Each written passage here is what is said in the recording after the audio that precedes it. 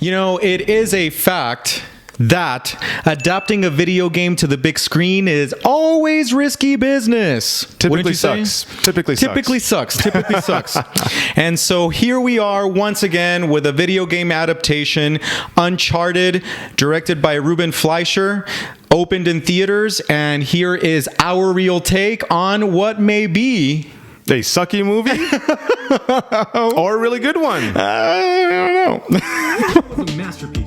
I mean, I'm gonna give it 5 reels for sure. What?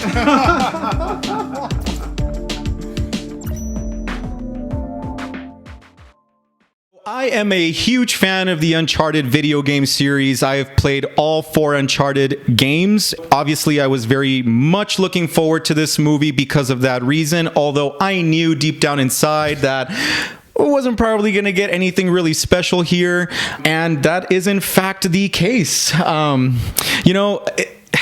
It's all too familiar territory, and I think that that's where I want to begin, is that for an action-adventure yarn involving, treasure hunting, matey, which is what you're going to get here, right? With the character of Nathan Drake being played by Tom Holland. Yeah. Of course, his kind of sidekick / mentor, Sully, played by Mark Wahlberg, off to find One-Eyed Willie. Sorry, I couldn't help myself, man. Sorry. the Ark of the Covenant. That too.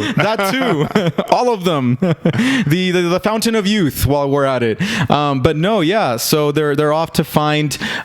What's his name? You know the name. Oh, Magellan. Ferdinand Magellan. Ferdinand Magellan's lost buried treasure on a ship. Yes, the 18, right? The gold. So that's what they're out to search. And of course, they're working against their nemesis, played by Antonio Banderas. I can't remember what the character's name is here, but oh yes, Santiago Moncada. Right. Moncada. Yeah, there you go. Along with some henchmen. So after films like, The Goonies, Indiana Jones. The Indiana Jones trilogy, it's difficult to not compare this to any of those films. National Treasure, so many, Tomb Raider, exactly. So many treasure hunting films, and, you're going to get the material that you get in any of those films.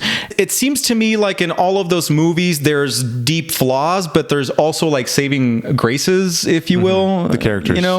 Yeah. And so, for example, I always go back to Spielberg because I think that Spielberg is a masterful director.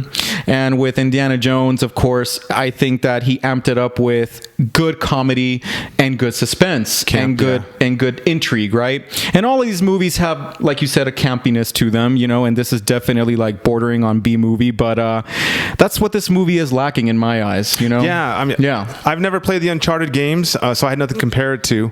Well, yeah. I mean, the movie does get the impossible feats because Uncharted is known specifically for this character going through crazy, challenges, almost impossible to imagine, right? Clinging, or he always seems to be hanging off of a boat or off of a cliff or off of a mountain or lights, and in a building. He's often jumping from cliff to cliff, and even the game seems very, unrealistic. But anyway. Yeah. No. I was just going to say that when I heard that they were going to be searching for gold, I kind of rolled my eyes like, oh, really? It's just a treasure hunt movie. Okay. But then I've never played the game, so maybe they're trying to be true to the game. I thought the plot I thought the plot moved very fast. Way too fast. Absolutely. The dots were connected so well and seamlessly throughout the first, I would say, first third of the movie, the first act. Yeah, it felt very rushed. And it has kind of like that cheesy way of fast cuts intertwined with modern music and trying to make these characters feel really hip and cool. Right. When in fact it should be more grounded in the seriousness. The seriousness of the task. Yeah, exactly. Which integrates, this not so much the search, but the mystery revolving Nate's brother Sam. Right. Right. Because that's really the anchor of the movie, right? Is that he very much misses his brother, and that's tied into the plot. And that's tied into the plot because that's what propels him to go on this adventure, right? Right. And so adventure is, to me, like the strength of this movie, along with, well, when we get to characters, we'll talk about chemistry. But you have to suspend your disbelief a lot in this movie. You do. But once you can get past that, you start to enjoy it, especially amped up by the special effects, which I thought were spectacular. Yeah, I will say that the action sequences, the set pieces, the special effects, were really cool. It's fun. It's a lot of fun. It gets better as the movie goes. Yeah, well done. And there are some scenes that take your breath away, I dare say. Yeah, for sure. There's like a skydiving one. There's one involving... Can't say. Take my breath away. I can't spoil anything, guys. Yeah. So no, to your point, yes, the movie does look great, and that's one of its strengths. And you want to speak to the characters? Yeah, let's do that. I mean, since we're talking about strengths, right? Like when I first started watching this movie, I was like, I was writing down all these bad notes and cliched dialogue and stuff like that. Yeah. But predictable. Yeah. But you did mention, and it's something I noticed as the movie went on, is the chemistry between Tom Holland and Mark Wahlberg. Yep. Oh yeah, I mean, I think that the anchor of this film is the likability of these actors. Mm-hmm. I think that I mean, it's kind of hard to not see Tom Holland as Spider-Man, and you're kind of thinking as you're watching it, like, this guy just has to shoot some webs, and he can, how is he falling like that? How is he falling?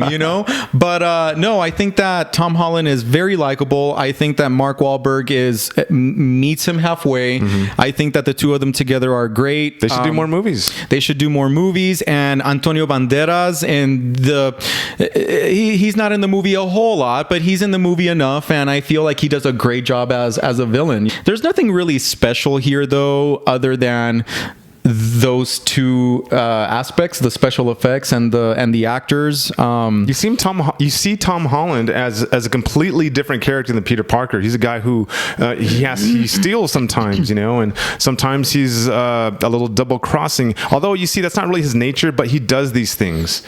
Yeah. Now, my point is, by bringing that up, is that, yes, it's a fresh take on him, but I needed more character background. I want to know, why was he doing those things? I knew you were going to say that. How is he such a history buff suddenly? Give us more background so it's more believable. You just have to take a lot on faith in this movie. On the characters. They did rush through that, and there was a scene at the beginning of the movie where there's a flashback to show you Nathan Drake's character as a young guy with his brother Sam, and they, of course, in a video game, they really take you through all those scenes very carefully. So there's a lot more to uncover as far as like his passion for this and how he craves adventure. I'm not really sure that they really showcase that in this movie, but this is a guy who really likes adventure. This is a guy who is really passionate about finding historical artifacts, and they didn't really focus on that. They focused more on just like, I miss my brother, so I have to kind of go through with this. But anyway, I'd also like to know, how does he know how to parkour like Jackie Chan and fight like Chuck Norris? Well, I'd like to know that too. Self-training. It's the age of YouTube. Watch YouTube videos and get away with it. Yeah. I understand where you're coming from for sure. But yeah, we can go on to our real ratings. Let's do. I'll let you go first since you're a fan of the game. Sure. So at the end of the day, what I will say is that I really wish that this movie would have explored not only more background, but also just have a more suspenseful tone, a mysterious tone. I think that that's lacking, because I think that's what makes the games golden in my eyes. So for all those reasons, I'm out. Nah, just kidding. Okay, Shark. We're in the Shark Tank, guys. No.